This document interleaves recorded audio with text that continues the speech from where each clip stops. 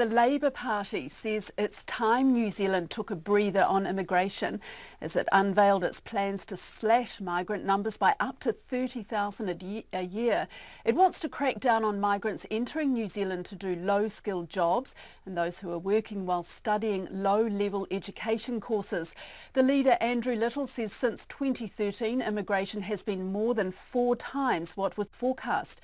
He says that means 130,000 more people than expected have settled in New Zealand, equivalent to the entire population of Tauranga.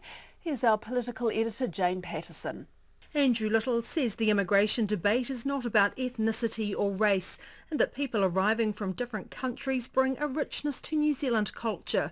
But he says the government has failed to plan for the record migration levels and is therefore unable to offer immigrants the life and opportunities they're expecting. When our cities are groaning under the pressure of sheer numbers, when housing costs are rocketing, our roads are clogged, our schools are bursting at the seams and our public services at breaking point. Labour would change student visa conditions and work visas would be allocated according to regional skills shortages. There would also be a new category, an exceptional skills visa, that would help highly skilled people gain entry to New Zealand. Mr Little says the changes would cut the number of new arrivals, but the new policies would not affect those already here. But Labour will change the immigration rules that will reduce numbers by 20 to 30,000 arriving here each year. These reductions are about taking a breather so that our infrastructure and public services can catch up. Migration has surged to record highs in recent years, with the latest figure showing an annual net gain of nearly 72,000, driven in part by fewer New Zealanders moving to live overseas.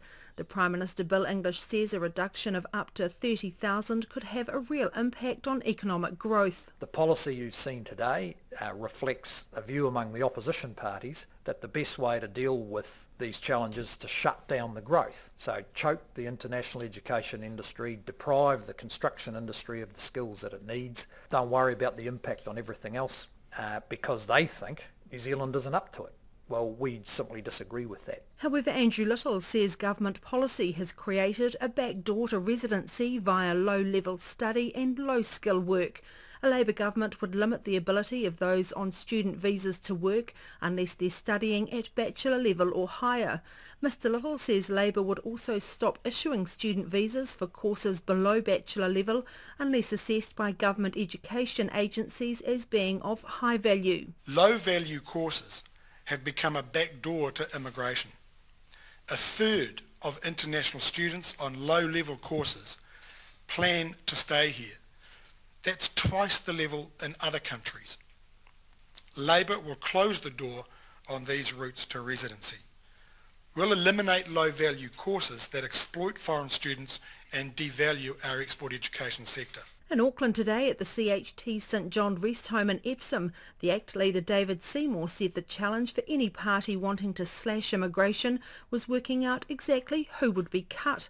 He said St John already struggles to find enough staff to look after its residents. So when you hear announcements that would further put pressure on businesses and organisations like St John that rely on people coming to do the jobs that are so valuable to our community, this is what the real impact is. CHT St John Rest Home Area Manager Stuart Manning says the aged care industry is already very reliant on migrant labour and it's frustrating when staff they've trained are told they have to leave the country.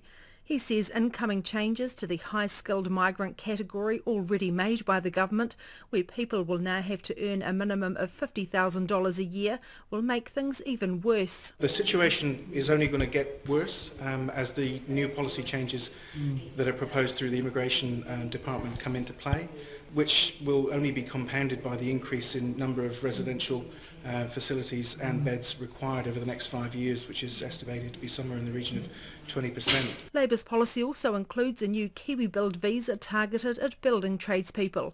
This would allow firms to bring in skilled builders, paid at a certain level, and as long as the company trains the same number of New Zealanders. There would be no changes to working holidays, the recognised seasonal employer scheme or Pacific quotas. From Parliament for Checkpoint, Jane Patterson.